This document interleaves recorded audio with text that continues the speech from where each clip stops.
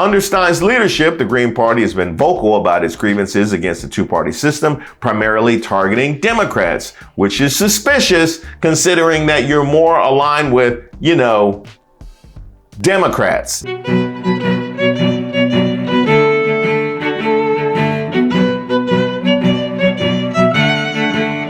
Welcome to Street Politics. My name is Reese Waters. Don't forget to like the video and subscribe to the page. It's time to talk about Jill Stein, the presidential nominee from the Green Party, who's currently polling at about 1% for a party that holds just 149 out of over 500,000 elected positions across the country. Then why do I keep seeing her on my TV? How many voting members in the United States House of Representatives, Republican, Democrat, and Independent? How many total? How many total are there? What is it? 600 some? No, it's 435. All right, thanks for playing. Then there was this. If we get the word out to the people who are most impacted, they could be coming out and registering like never before, and we could see a complete black swan event. Then there was this. We looked at your social media and you haven't done that many posts specifically calling out Russian attacks on civilian areas. You haven't called Vladimir Putin a war criminal, but you have called Benjamin Netanyahu a war criminal. No, actually we did. Yeah. In my very first remarks about the Ukraine war, we condemned... Vladimir Putin's a war criminal in your view. Yes, we did and Bashar al-Assad's a war criminal. Yes, in so many words. Yes, we have said as much. Many words? So you called Netanyahu one, which I think he is. Oh, absolutely. But is Putin a war criminal? So what we said about Putin was that his invasion of Ukraine is criminal. It's a criminal and murderous war. And he's a war criminal who should be on trial. Well, by implication. You're struggling here to say something very simple. This is why people have their doubts about you in Russia. Oh, we'll get there. Now, I'll tell you why. For one, we're seeing her because there's a widespread perception that she caused Hillary Clinton the 2016 election. Clinton won the national popular vote for president in 2016, but lost to Donald Trump in the Electoral College. And Trump's margin of victory in several decisive battleground states was smaller than the combined vote for the two leading minor party candidates, Gary Johnson of the Libertarian Party and Jill Stein of the Green Party. And for two, with uncommitted voters stacking up this election cycle in battleground states, particularly among Arab communities, it's something worth paying attention to, which is why this video needed to be done now. Now, at its best, third parties can capture the romanticism of our political system. A grassroots organization that's coming together to push the needs of the people all the way up to Washington. At its worst, and really, couldn't you just replace at its worst with 2024? Y'all know what kind of year it's been. At its worst, third parties can be used to do the bidding of the Republicans or the Democrats. Y'all do remember that RFK Jr. staffer who got caught in 4K saying she's here to help Trump. So there's no Biden voters in the House, right? No. Okay, good. Things, I guess, will change over time because you do have to only pick one candidate at the end of the day. But the Kennedy voter and the Trump voter, the enemy, our mutual enemy is Biden. If the Republicans accepted the fact that New York, Maryland, Chicago, Illinois, California, New Jersey, Connecticut, most of the Northeast is going to go blue, why wouldn't we put our vote to Bobby and at least get rid of Biden and get those 28 electoral votes in New York? The card's a little wrong. It says 26 electoral votes. Give those 28 electoral votes to Bobby rather than to Biden, thereby reducing Biden's 270. And just look how that worked out. Independent journalist Oliver Darcy reports that New York Magazine placed its star Washington correspondent Olivia Nuzzi on leave after learning she allegedly engaged in a romantic relationship with RFK Jr. You know what? No, I meant the other partnership. The independent presidential candidate and possible election spoiler, now a supporter of former President Donald Trump. Now, because Jill Stein coverage is all over the map, quite literally, green is everywhere, I needed some help. So that's why it was the perfect time to call on the sponsor of today's video, Ground News. Because the most discouraging thing for me whenever there's breaking news or I'm researching a story is having to sift through all the clickbait and misinformation. And that's not to mention the media conglomerates swallowing up local news outlets to push their agenda. Yeah, as my third grade teacher used to say, you know who you are, and you have to live with that. But I don't. And now, neither do you. If we take a look at this story, there you go. Supreme Court declines to reinstate Jill Stein on Nevada's ballot. We can see that Ground News has gathered over 30 articles on this story from all across the political spectrum. We can quickly see that 50%, half of the sources reporting on this story, lean left, making this a potential blind spot for the right.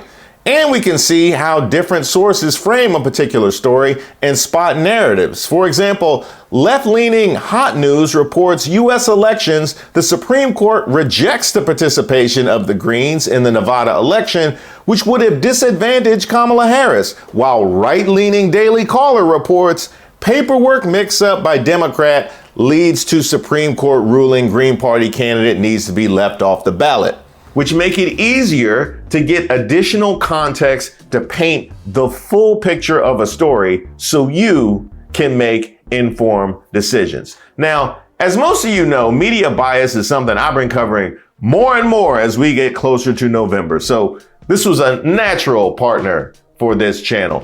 Check them out at ground.news/Reese. Again, that's ground.news/Reese, and use my link to save 40% on the same Vantage plan I use for unlimited access to all their features. Now, one thing I did notice in my research, the US Green Party is much different than the Green Party in some of our other major democracies. In the UK, Canada, and Germany, you actually have elected officials from the Green Party on the national level, while the US Green Party has never won a federal office and currently has no state representatives. So remember that whole thing that I said about grassroots organizing and pushing the will of the people all the way to Capitol Hill? It's missing the grass. Yeah, it's missing a little bit of the grass, which is ironic, for the Green Party. As of mid-2024, only 143 office holders in the U.S. are affiliated with the Green Party, and none hold federal or statewide office. And by the way, that number is probably inflated. This is the reality with the Green Party. Seats in the Senate, obviously 0. House 0, state governorships 0, state upper chambers 0, state lower chambers 0, territorial governorships 0, territorial upper chambers 0, territorial lower chambers 0. Other elected officials 143. Oh, look at that. They have 143 seats in other elected officials out of 519,682 possible positions. Less than 150. And if you take a deeper look, so there's a list here of the Greens currently in some form of office. You go to the first, let's just go to the first 3. So Sarah Bacon. All right, Sarah Bacon. Good for her. She's a neighborhood council. Ran unopposed. All right, but this must be a one-off, right? Can't be everybody. The second person on that list, Alexandra Zukis. Good for him. Community Planning Committee. Good job. Ran unopposed. All right. Let's go to the third on the list. Jessica here for Water District Board of Trustees. Nonpartisan. Doesn't seem to be unopposed. Incumbent candidate. Okay, let's take a deeper look at the certified results where, she did run unopposed. Now here's the problem. I might be able to accept that this is a process we are building, even though we're polling at 1% in the national presidential election, we are building from the ground up, and it'll take multiple election cycles in order for us to get where we want to go. Where's the growth coming from? That's what I want to know. Where is the growth coming from? As much as people talk about how all elections are local, how's the local looking? How is How is the local? Meanwhile, during Stein's leadership, the party's membership has actually declined from a peak of 319,000 registered members in 2004 to just 234,000 today. Yeah, so that whole we're growing, actually the opposite of that. Political scientist Larry Sabato of the University of Virginia describes the party's history as a, quote, complete failure, noting its primary role as a spoiler in close elections, citing Ralph Nader in 2000 and Jill Stein in 2016. He warns that in the tight 2024 contest between Donald Trump and Kamala Harris, a similar outcome could occur, especially since recent polls indicate Stein is gaining traction among Muslim American voters in key swing states like Michigan, Arizona, and Wisconsin. Quote, typically, the Greens don't play a significant role, but they did in 2016 and 2000. He also questions the rationale for voting Green when Democrats also addressed climate change, suggesting that supporting the Greens ultimately aids Republicans. He argues that without their influence, significant events like the war in Iraq or Trump's presidency might have been avoided. Under Stein's leadership, the Green Party has been vocal about its grievances against the two-party system, primarily targeting Democrats, which is suspicious considering that you're more aligned with, Democrats. Stein has accused the Democratic Party of supporting harmful policies, including actions in Gaza, and argues there's little difference between Trump and Harris. I like to give you a little analogy because I'm prone to these analogies. Let's say that I was a kid growing up and I just had a mean candy addiction. This one is quite biographical. Let's just say I just wanted to eat candy all day, every day. I was just a candy fiend. And I had a mother who was like a normal human being. She ate candy occasionally here and there, but she just didn't binge on it because she became an adult. And I had a father who absolutely hated candy. Like he had an issue with his sugar a long time ago. And so he swore off this stuff. He never wants candy. He never wants to look at candy. He is devoutly anti-candy. And then I go into school every day and complain that my mother won't let me have candy. That is the current state of affairs right now. My mother, who occasionally will give me candy, is the main source of my complaint, and not my father, who can't even look at candy. Despite the potential of collaboration, Stein has clashed with progressive figures like AOC, who criticized the Green Party's deep unseriousness and accused it of predatory tactics, emphasizing the importance of engaging consistency with voters rather than just coming along every 4 years. Y'all, this is a little spicy, but I have thoughts. I feel like I should save this for a live. I'm not coming for people who are thinking about this. I'll talk to you. What I have a problem with is the fact that if you are running for president, you are the de facto leader of your party. And first of all, trust me on this. I run as a third-party candidate in New York. I'm also run as a working families party candidate in addition to running as a Democrat. Because trust me, I've been on record about my criticisms of a two-party system. So this is not about that. But you are the leader of your party. And if you run for years and years and years and years and years in a row, and your party has not grown, and you don't add city council seats, and you don't add down ballot candidates, and you don't add state electeds, that's bad leadership. And that to me is what's upsetting. Because if you have been your party's nominee for 12 years in a row, 4 years ago and 4 years before that and 4 years before that, and you cannot grow your movement pretty much at all and can't pursue any successful strategy, and all you do is show up once every 4 years to speak to people who are justifiably pissed off, but you're just showing up once every 4 years to do that, you're not serious. You're not to me, it does not read as authentic. It reads as predatory. I'm sorry. I'm just saying it. Because as a person, I endorse working families party candidates. I endorse DSA candidates. I take risks, and I endorse even in primaries against Democrats when it's merited. What does this person do to grow power? Now, in response, Stein attacked AOC, claiming she supports harmful policies and has appropriated Green Party ideas in her own proposals. Ooh, that's going to be a tough one for me to swallow. So you are criticizing their policies, but then calling the ones you like ones that she adopted from you. So really, if you agree with it, she stole it from you, but then this you don't agree with. This who y'all putting on air? Really? The Green Party has criticized significant Democratic legislation like the Inflation Reduction Act, arguing it falls short of what is needed for true climate action. And I'm sure you will get all of the true climate action that you're looking for with the rhetoric that came out of the RNC. Yeah, a lot of bacon and windmill talk. So I guess that is the true climate action that you're looking for, since you didn't see fit to condemn that. Now, looking ahead to the November election, Stein is polling at about 1% and is not on the ballot in several states. Despite this, her presence could still impact tight races in swing states. This looks bad. This is the framing of the empire and the oligarchy and white supremacy and colonialism, which wants you to feel that resistance is futile. This is about voter blaming and voter shaming. Let me just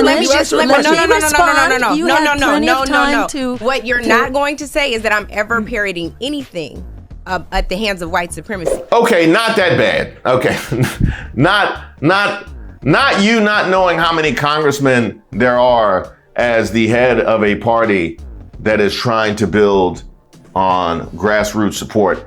Not that bad, but it does look bad. I happen to see this, and keep in mind, this video came as DNC spokesperson Matt Caridini publicly labeled Stein a, quote, useful idiot for Russia, mentioning how her past alignment with the Kremlin in the 2016 election made her a potential spoiler in the current political climate, warning that a vote for Stein could inadvertently support Trump's chances of re-election. Is Putin a war criminal? So what we said about Putin was that his invasion of Ukraine is criminal. That's one. And he's a war criminal who should be on trial. Well, by implication. That's two. Why is Benjamin Netanyahu a war criminal but not Vladimir Putin? Well, as John F. Kennedy said. That's three. Putin clearly isn't a war criminal. Well, we don't have a decision, put it this way, by the International Criminal Court. Yes, we do. That's four. Why is Putin not a war criminal but Netanyahu is? Yeah. I think they're both are. Let me say this. We are sponsoring that war. That's five. I'm asking what you think. You're running for president. You know, that's funny. I literally just went through what it looks like when you're asked a yes or no question and you don't give a yes or no answer. And by the way, shout out to Butch Ware, who I think deserves better than being Jill Stein's hype man. But back to the Mehdi Hasan video. If you want to be an effective world leader, you don't start by name calling and hurling epithets. So how will President Stein negotiate with Israel then if you've called Netanyahu a war criminal? Well, because he very clearly is a war so Putin criminal. Clearly isn't a war criminal. Well, we don't have a decision. I've seen this kind of rhetoric before.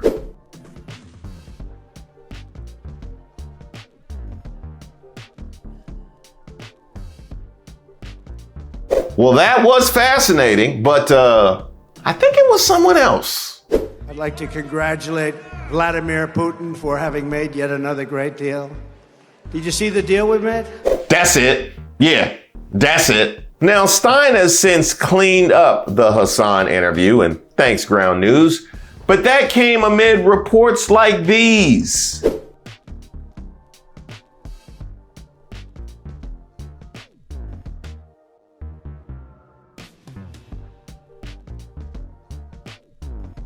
In fact, 50%, yes, 50% of the media covering Jill Stein came from right-wing sources. Now, let's just unpack this. Let's say I want to take her seriously as a third-party alternative flying in the face of our two-party system, which in theory, I am deeply in favor of. Let's see. You are leading a party that is shrinking in size and has continued to shrink under your stewardship. You hold no national offices or even state offices. You're polling at 1%. You keep running to the media to criticize the opponent that you're more in line with, as opposed to the one that you're ideologically completely opposed to. You're getting massive press from that other political party that you're ideologically opposed to, but then also suspiciously silent on things like Putin. And that's besides stuff like her financial disclosures revealing investments in companies like Exxon that she often criticizes, and not knowing how many congressmen there were. Am I missing anything? Now I'm going to date myself with this one. I think we found the mole. And thanks again to Ground News for sponsoring this video. You can check them out at ground.news/Reese and use my link to save 40% on the same Vantage plan I use for unlimited access to all of their features.